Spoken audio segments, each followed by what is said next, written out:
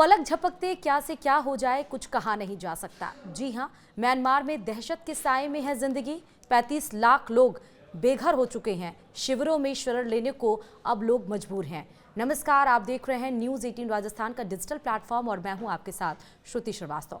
Myanmar में 4 दिन पहले आए शक्तिशाली भूकंप से त्राहिमाम मचा हुआ है। इस आपदा के चलते अब तक करीब 1700 लोगों की मौत की पुष्टि हो चुकी है। वहीं 3400 से ज्यादा घायल और 139 लोग लापता हैं। तमाम लोग अब भी मलबे में दबे हुए हैं। 4 दिन बाद भी बचाव अभियान जारी है। राहत बचाव कर्मियों के साथ स्थानीय लोग भी अपनों को खोजने के लिए खुद भी मलबा हटाने में जुटे हुए हैं। वहीं भीषण गर्मी के कारण शवों से दुर्गंध आनी शुरू हो गई है। हवा में सांस लेना भी मुश्किल हो रहा है। भूकंप की भयावहता का अनुमान इस बात से लगाया जा सकता है कि वहां करीब 35 लाख लोग बेघर हो चुके हैं। हालात ये हैं कि अस्पतालों में जगह कम पड़ गई है और सड़कों पर अस्थायी तरीके से मरीजों का इलाज किया जा रहा है। गौरतलब है कि शुक्रवार को आए भूकंप के चलते कई इमारतें ढहने से व्यापक क्षति हुई है। म्यांमार लंबे समय से चल रहे गृह युद्ध की चपेट में है और वहां पहले से ही एक बड़ा मानवीय संकट बना हुआ है। ऐसे में राहत बचाव कार्यों में काफी मुश्किल हो रही है। म्यांमार में रविवार तक कम से कम 6 झटके और आए हैं। म्यांमार के दूसरे सबसे बड़े शहर मांडले के निकट रविवार को 5.1 तीव्रता का भूकंप आया हुआ है। शनिवार को 6.4 की तीव्रता वाला भूकंप आया था और वहीं शुक्रवार को 7.7 की तीव्रता वाले भूकंप और उससे हुए नुकसान से लोग उबरने का प्रयास कर रहे हैं। 1700 से अधिक लोगों की मौत ने लोगों को हिला कर रख दिया। 3400 से अधिक लोग घायल हैं तो सैकड़ों लोग लापता हैं, जिनकी तलाश के लिए अभियान चलाया जा रहा है। भारत ऑपरेशन ब्रह्मा के तहत म्यांमार की तरफ सबसे पहले मदद की हाथ बढ़ाते हुए शनिवार देर रात तक 5 सैन्य विमानों से राहत सामग्री, बचाव दल और चिकित्सा उपकरण भेजा जा चुका है।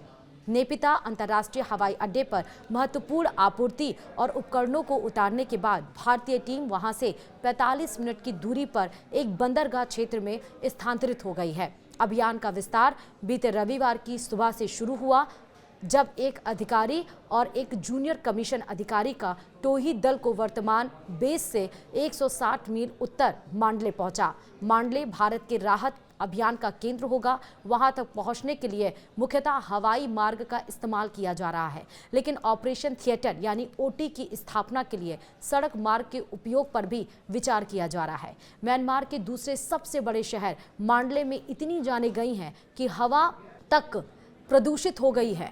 जी हां, शहर की सड़कों पर शवों के टुकड़े फैले हुए हैं। लोग अपनों की तलाश में हाथ से मलबे को हटा रहे हैं। अभी यह साफ नहीं है कि इन मलबों में कितने लोग दबे हुए हैं। सड़कें क्षतिग्रस्त हो गई हैं, पुल टूट गए हैं, संचार माध्यम ध्वस्त हो चुके हैं।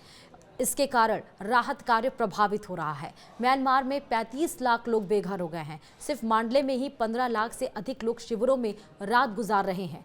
कैथोलिक रिलीफ सर्विसेज के प्रबंधक यानी यांगून कैरा ब्रैग ने बताया कि कई इलाके तो ऐसे हैं जहां अब तक कोई भी पहुंच नहीं सका है। नेपिता में आधिकारिक राहत प्रयासों में सरकारी कार्यालयों और कर्मचारियों के आवासों को प्राथमिकता दी जा रही है। इसके कारण स्थानीय लोग और सहायता समूहों को तपती धूप में आवासीय क्षेत्रों में हाथ से मलबा खोदना पड़ रहा है।